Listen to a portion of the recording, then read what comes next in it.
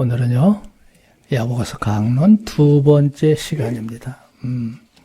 오늘 여기 제목이 시험에서 간절히 기도하라 그랬는데요. 좀 제목을 수정하고 싶어요. 왜냐하면 하나 앞에 구할 때 겸손히 구하는 문제가 언급되고 있거든요. 그래서 시험에서 겸허히 간구하라 그런 생각을 합니다. 이제 지금 우리가 야고보서에 들어와서 나누어지는 말씀의 내용들은요, 단순히 이념적인 게 아닙니다. 우리의 실생활 속에 아주 밀접한 삶 그 자체예요. 그래서 우리가 이 말씀을 그냥 들어서 소화만 해도 좋고요. 이대로 살면 더할 나위 없이 좋은 보약입니다. 보약이에요. 그래서 이 야고보서만큼 우리에게 피부에 와닿는 정말 절실하고도 곧바로 이행할 수 있는 말씀은 야고보서가 아닐까 그런 생각을 합니다. 이 야고보서는 한 단락 한 단락이 중요하거든요. 그래서 지난 시간에 야고보서를 15개 항목으로 쭉 배열을 해서 나누는 도표가 있었잖아요. 그 도표를 따라서 하나씩 우리가 묵상하고 적용을 하면 훨씬 우리의 삶이 복되고 신령해질 줄로 믿습니다. 그래서 중요합니다. 자, 오늘 다루어질 중요한 주제는 이겁니다. 여기 이념 하나 넣어놨죠.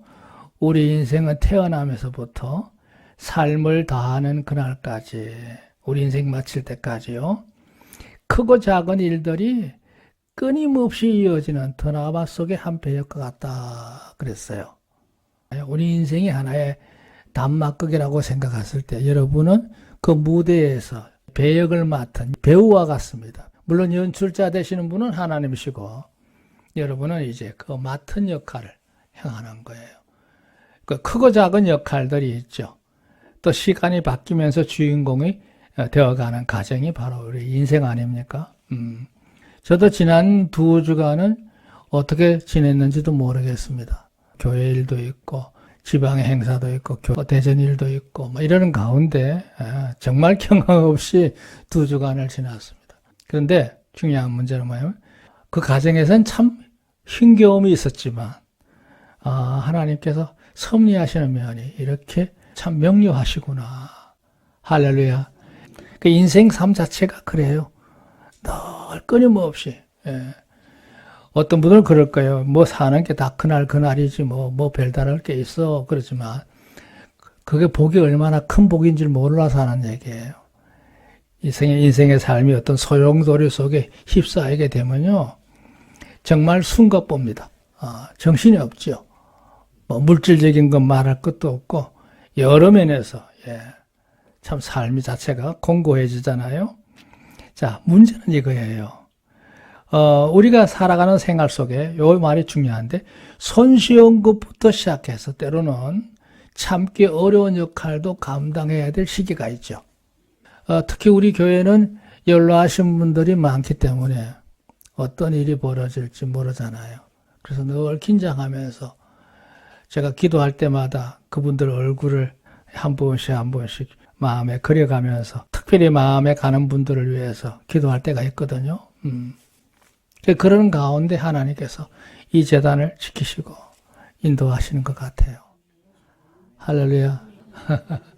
이젠 여러분은 혈육의 형제 이상이잖아요. 영원히 함께할 천국의 백성으로서 한 지체 아닙니까?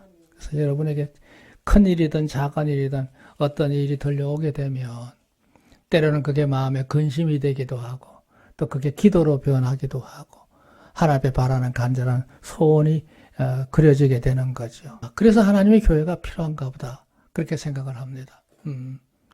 아무튼 여러분 생애 속에 하나님이 함께 하시는 은총의 역사가 모든 범사에 함께 하시기를 주의 이름으로 축복합니다. 자, 그런데 이에 유념할 것은 이게 중요해요. 자기 경험에 의해서 판단하는 일에 너무 앞서지 마세요. 자기 경험에 의지한 판단이 아니라 중요한 건 이거예요. 항상 연출자 되시는 분하고 배우가 해야 될 일이 그거죠. 늘 소통을 해야 돼. 밀접하게, 긴밀하게 소통을 해서 나를 요 무대에다가 세운 연출자의 의도가 뭔지를 아는 게 중요하잖아요. 그 퍼즐을 맞춰가는 거예요. 그게 중요합니다. 그러니까 내 경험이 있다고 해서 내 판단에 앞선다고 해서 그걸 내세워가지고 그것대로만 나가면 나는 다음의 드라마에는 주인공이 되지 못해요. 도외시될 수밖에 없어요. 밀려날 수밖에 없는 거예요. 항상 내 판단에 의해서만, 내 생각으로만 인생을 꾸려가지 마시고 무슨 일을 만나든지 하나 앞에 긴밀하게 소통하면서 무릎을 꿇을 수 있는 여러분이 되셔야 될 줄로 믿습니다. 이 기도가 그만큼 중요하다는 얘기예요. 하나님을 향해서 늘 그 마음을 살필 수 있는, 뜻을 찾을 수 있는 성도가 되어야 된다는 거예요. 여기 마지막 한마디 더 나왔죠. 절대로 하나님이 없는 인생으로 세상을 살지 말아야 한다. 따라합시다. 절대로 하나님이 없는 인생으로 세상을 살지 말자. 아멘. 이게 오늘 핵심입니다. 자, 여기 앞서 단락에서, 그러니까 지금 야고보서 1장 1절부터 4절 내용이죠. 그 내용도 역시 시험 문제를 다루고 있잖아요. 예. 너희가 여러 가지 시험을 만나고도 온전히 기쁘게 여기라. 시련이 인내를 만들어내는 줄을 너희가 알미라. 인내를 온전히 이루라. 이는 너희로 온전하여 구비하여 조금 더 부족함이 없게 하려 함이라. 그러셨어요.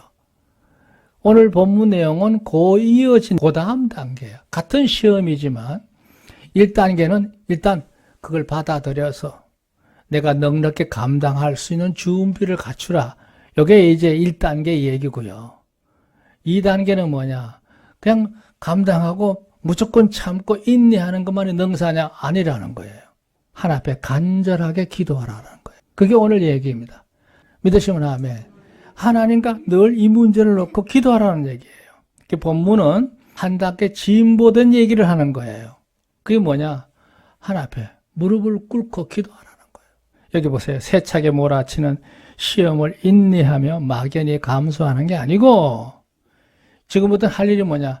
하나님, 내게 왜 이런 일이 일어나는 건지, 또 이걸 어떻게 내가 감당해야 되는 건지, 여기서 하나님께서 나타내고자 하는 그 뜻이, 목적이 무엇인지 그걸 아는 게 중요하다는 거예요. 그러려면 하나님 마음을 살피는 작업이 필요해요. 그러니까 참는 게 능사가 아니고 하나님의 마음을 살펴서 기도하는 일에 힘쓰라는 거예요. 그래야 하나님께서 깨닫게 하시는 것도 있고요. 그걸 감당할 수 있는 능력을 주시기도 하고요. 또 나를 도와서 함께 할 수 있는 협력자도 하나님이 주변에 예비하시는 거예요. 다 이게 기도를 통해서 이루어지는 줄로 믿습니다. 자, 오늘 본문이 지나면 다음 시간에 그 다음 단계 또 다루는 거예요. 오늘은 그래서 이 말씀에 근거한 그 내용 안에서 우리가 이해를 하려고 합니다. 자, 우선 5절부터 8절의 내용인데요. 예. 어떤 어려운 문제를 만났을 때 사람에게 뭐가 제일 필요하냐 그랬을 때 기본 바탕은 믿음입니다. 믿음을 통해서 그 다음에 반드시 첨가해야 될 요소가 하나 있어요. 그게 뭐냐? 지혜입니다. 소위 말하면 깨달음이에요. 어떤 일에 대한 방안을 하나님께서 인도하시는 것을 깨닫는 게 중요합니다. 여기 신실함의 지혜 그랬거든요. 이제 여기 5절 보면 그랬죠. 너희 중에 누구든지 지혜가 부족하거든 모든 사람에게 후히 주시고 꾸짖지 아니하시는 하나님께 구하라. 그리하면 주시리라 그랬는데요. 여기 1번 설명을 보세요.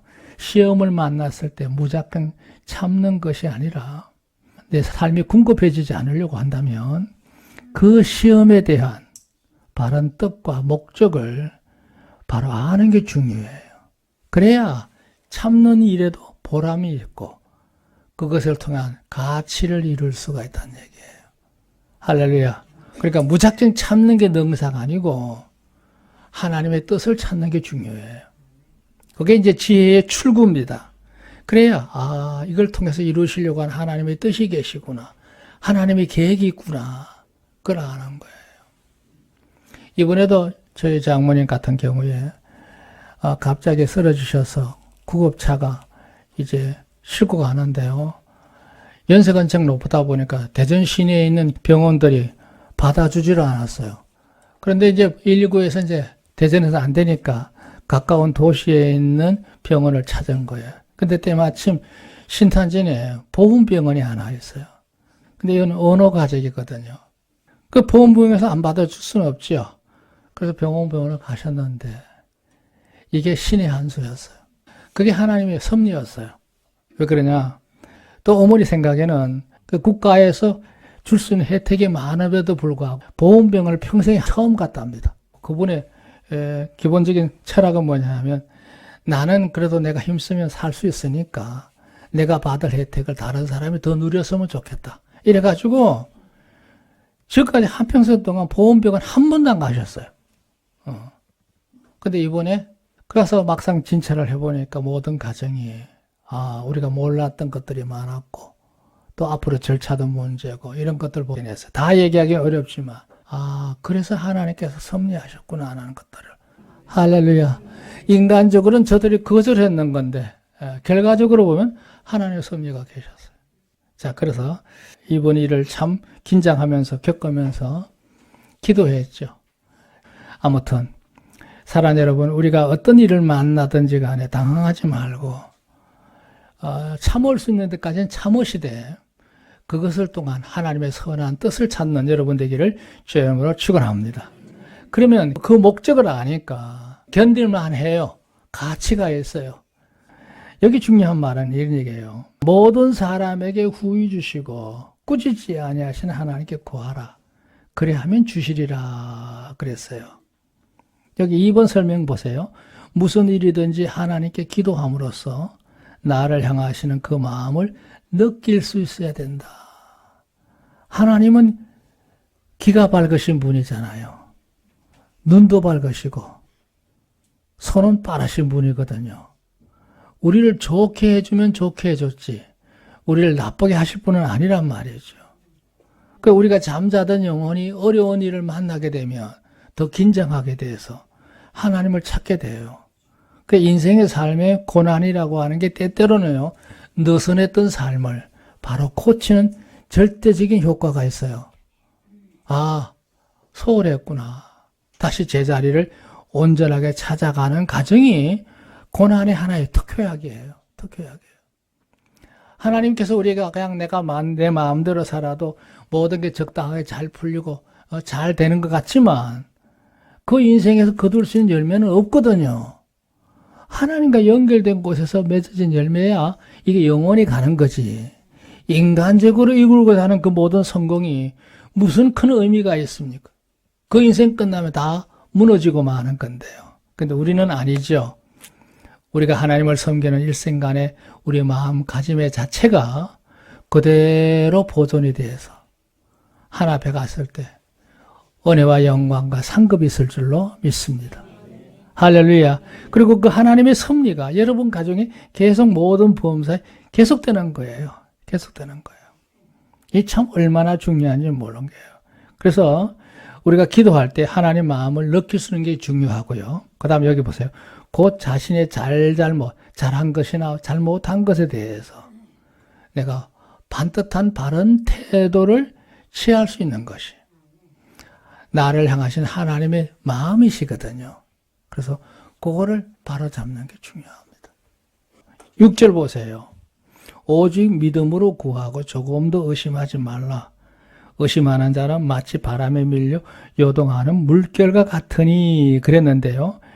이 설명 하나님께 대하여 불편한 마음이나 의아심을 품은 기도. 기도하면서도 불만이 있어. 하나님 왜 이렇게 내게 고통을 주십니까?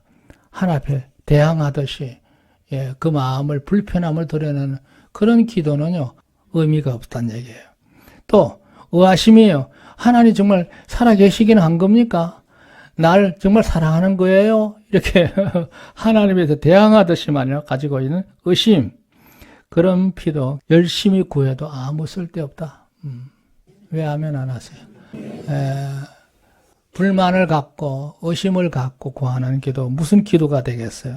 하나님은 언제나 최선의 것으로 나를 가장 좋게 해주시려고 하는 분인데요. 나 때문에 세상을 지으신 건데 하나님을 대하는 마음가짐을 바로 해야겠죠. 그런 것을 알아서 하나님을 의지해요. 기댄다는 뜻이에요. 의탁이에요. 기댈 뿐만 아니라 하나님이 해결해 주세요. 맡겨 그냥 내 문제를 맡기는 거예요. 그 다음에 이제 의존이라고 해서 그것으로 인해서 그걸 바탕으로 내 삶을 이어가는 거예요. 존재하는 거예요. 그걸 통해 뭐냐? 믿음의 기도가 이루는 목적이에요. 그래서 하나님 앞에 하나님을 절대적으로 신뢰하시면서 의지하시길 바랍니다. 인간의 도움도 필요하긴 하겠습니다만 하나님께 기대세요. 하나님께 기대세요. 예, 무엇보다도 하나님이 도와주셔야 되잖아요. 수고하고 무거운 짐진 자들아 다 내게로 오라. 내가 너희를 쉬게 하리라 그랬잖아요. 여러분 인생에 짐이 많잖아요. 그거 혼자 털깨지고 고민하고 우울하지 말고 하나님 앞에 내놓으세요. 하나님, 내가 이렇게 고통스럽습니다. 인생의 삶이 너무 짓눌려 있습니다. 무겁습니다. 하나님 이 문제 하나님께 맡기니 하나님 이 문제를 해결할 수 있는 내게 지혜를 주시고 감당할 수 있는 능력을 주시고 나를 돕는 역사를 일으켜 주시고 내 환경 배경을 바꿔주세요. 할렐루야. 예, 무대를 바꾸는 거는 배우가 바꾸는 게 아니라 연출자가 바꾸는 거잖아요. 의심하는 자는 그러니까 마음이 이게 될까 말까 불안해하고 하나님의 역사에 대해서 믿지 못하는 그런 가운데 흔들리는 마음을 말하는 거죠. 마치 바람에 밀려 요동하는 바다 물결과 같다 그랬어요. 믿음으로 마음이 안정되지 못하는 것은 마치 물 위에 떠 있는 배와 같아서 여러 종류의 바람이 있잖아요.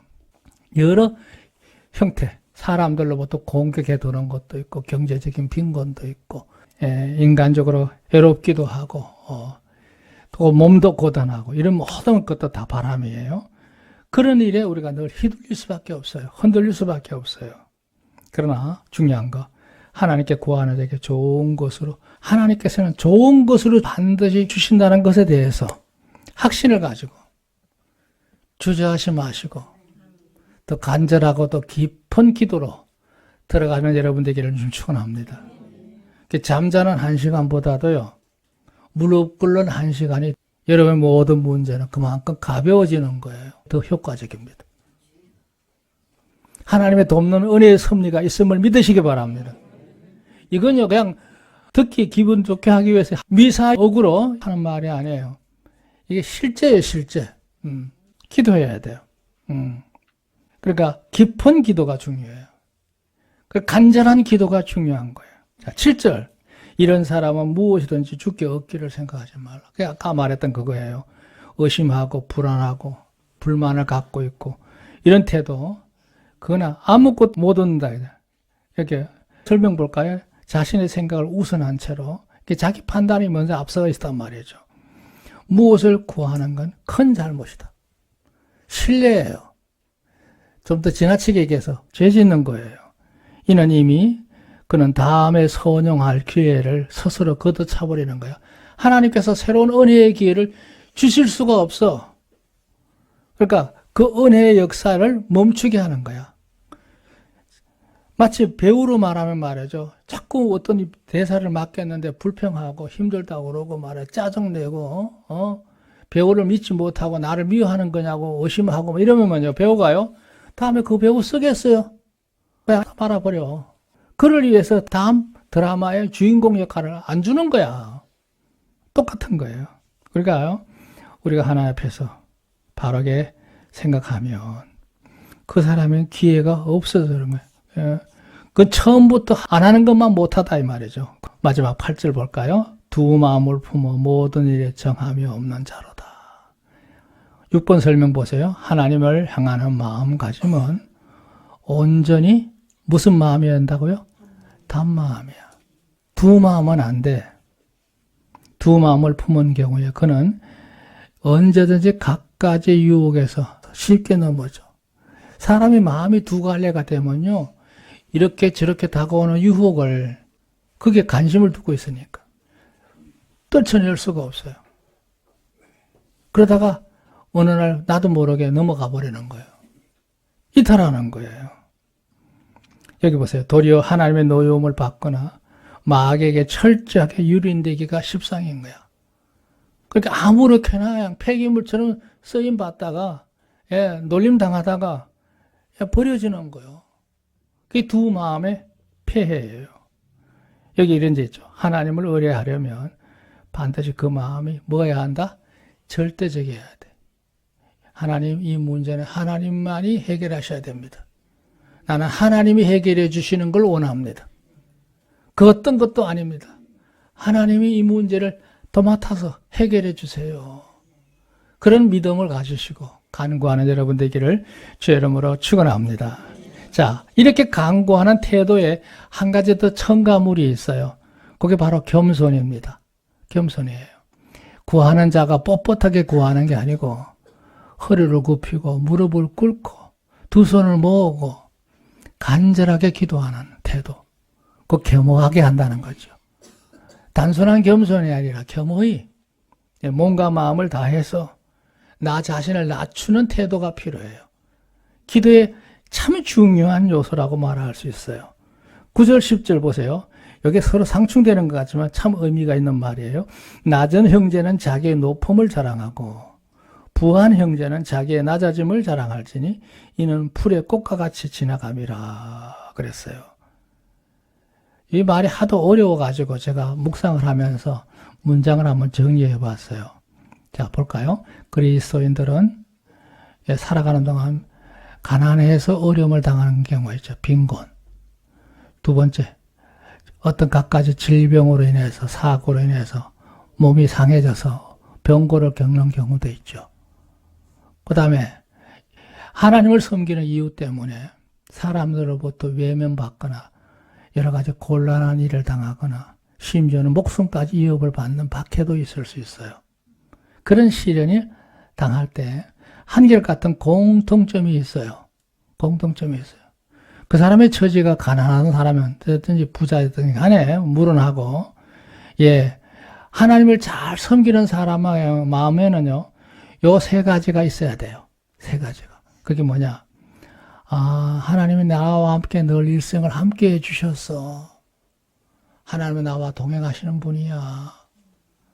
내가 지난 날을 돌아보니 하나님께서 이렇게 역사하셨어. 그 역사하신 일들, 내가 받은 복을 다시 회상해 보면 현재 당하는 어려움이 있다 할지라도 그것을 넉넉히 내 마음에 감당할 만한 믿음의 용기라고 할까요? 마음의 위로가 생겨요. 이번에도 하나님이 나를 도와주실 거야. 나와 동행하실 거야. 할렐루야. 섭리와 이해의 역사가 있어야 돼요. 있습니까? 있습니까? 많아요. 이제 연세가 드시면 드실수록 그게 많이 누적되어 있죠. 그게 큰 재산이에요.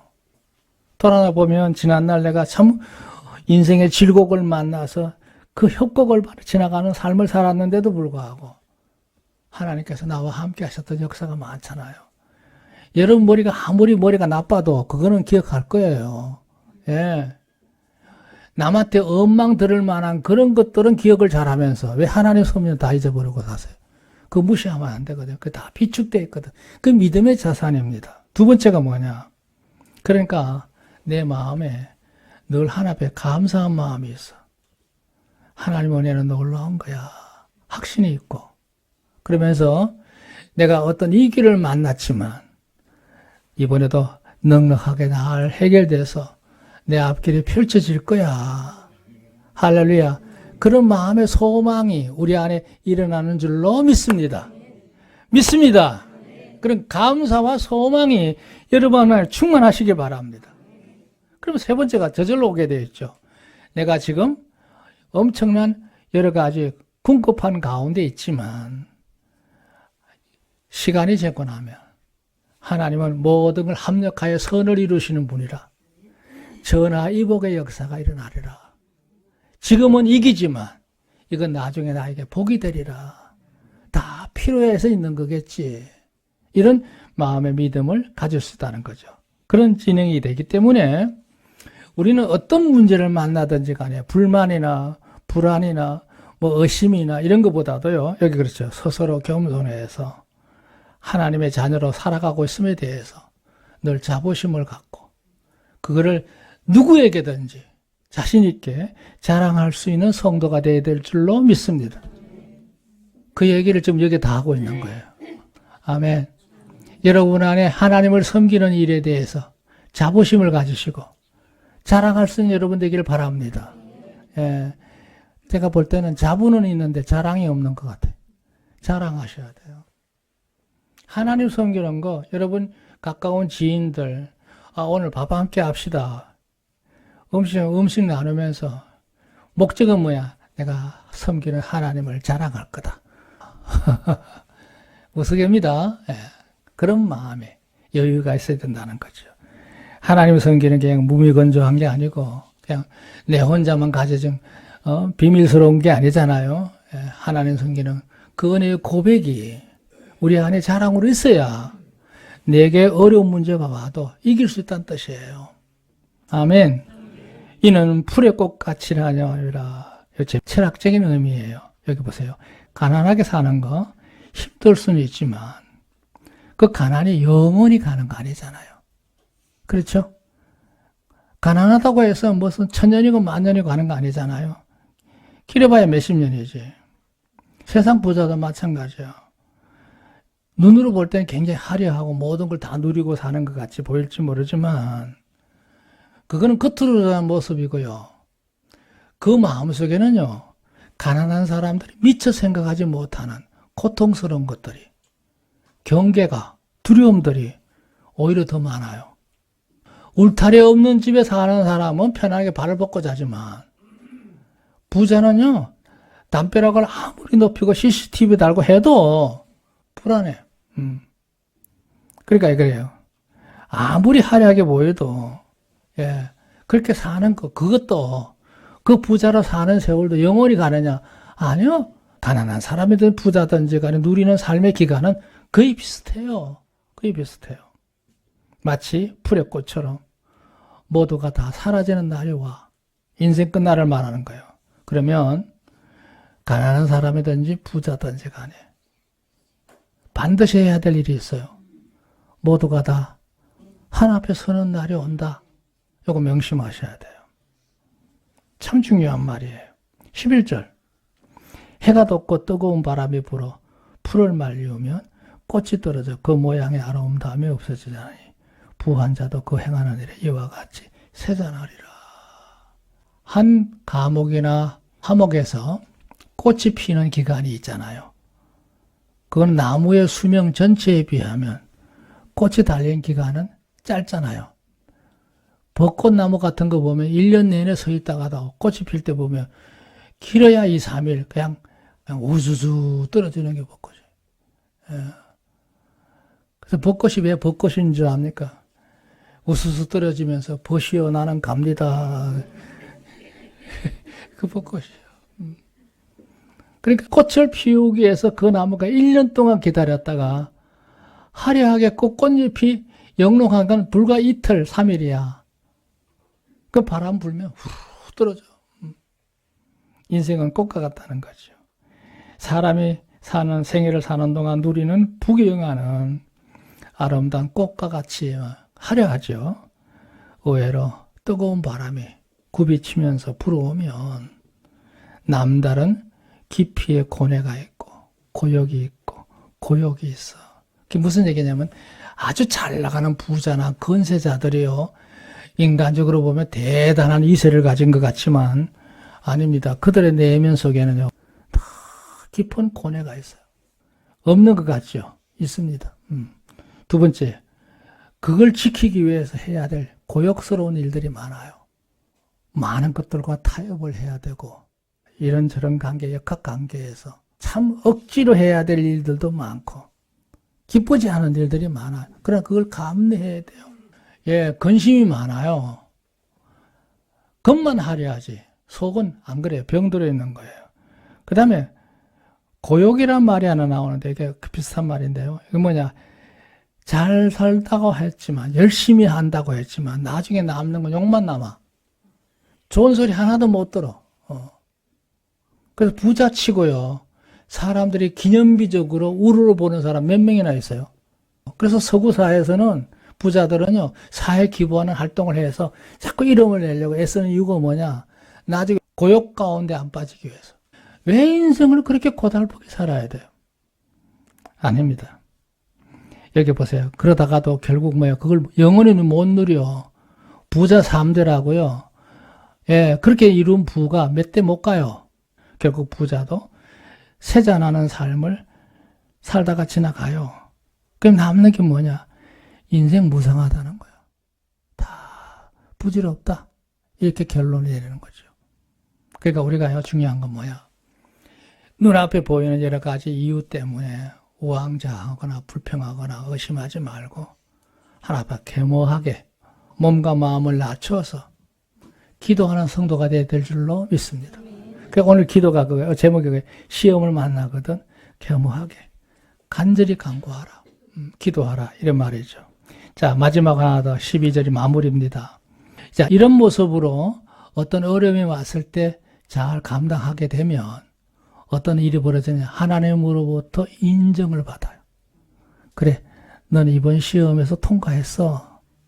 한 단계 진보된 모습으로 나를 상향성 있게 하나님 판단하시는 인정함을 받아요. 그 인정만 받느냐? 아니야. 거기에 따르는 상급이 있는 거예요. 시험을 참는 자는 복이 있도다.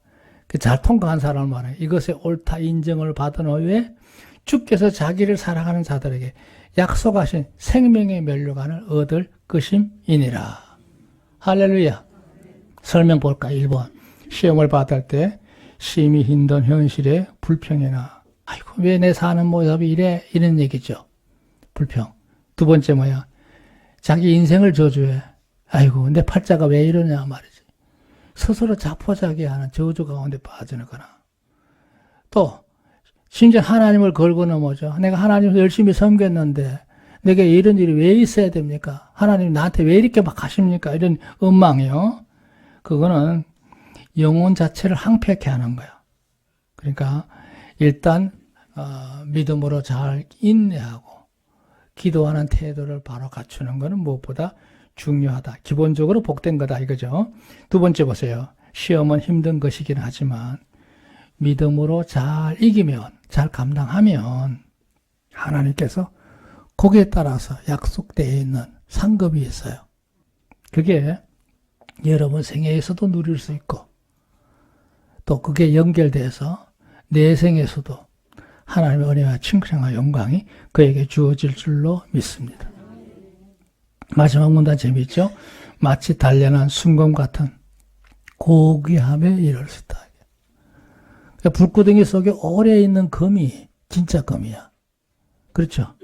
슬쩍 구워버리는 금은 불순물이 많잖아요. 그래서 우리가 인생을 살면서 힘들고 어려울 때 남을 바라보면서 비교하면서 쉽게 낙심하거나 좌절하지 마시고 주 앞에서 무릎을 꿇고 두 손 모으고 겸손한 마음으로 간절하게 기도하는 여러분 되기를 좀 축원합니다. 하나님의 은혜와 영광이 있을 줄로 믿습니다.